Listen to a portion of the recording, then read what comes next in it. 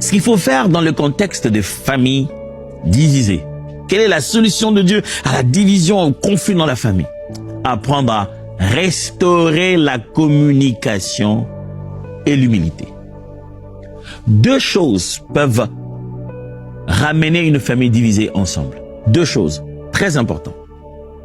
La communication et l'humilité. Il faudrait qu'on en parle. Il faudrait qu'on cesse d'en parler de façon détournée. Il faudrait qu'on cesse de trouver des tierces personnes. Il faudrait qu'on cesse de s'envoyer des messages subliminaux dans des statuts des uns des autres. Il faudrait qu'on cesse d'avoir trop de médiateurs.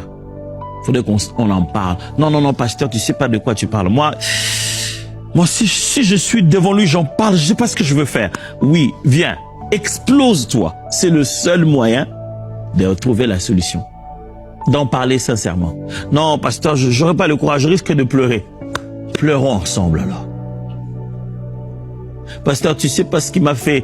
Moi, quand je le vois, je supporte pas, je craque. Viens craquer ensemble.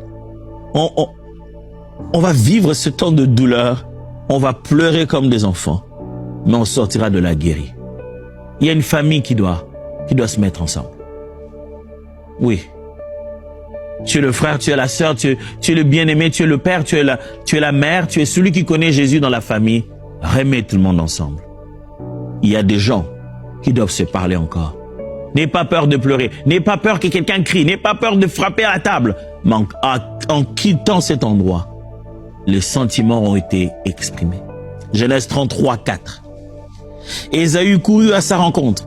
Il l'embrassa, se jeta à son cou et le baisa. Ils pleurèrent. On parle d'Ésaü et de Jacob.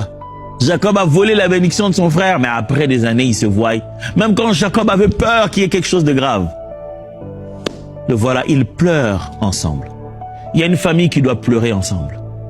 Il y a des gens qui doivent prendre des billets, aller à un endroit, faire cette réunion difficile à cause de cet argent qui a divisé tout le monde. Pleurer ensemble et restaurer les relations.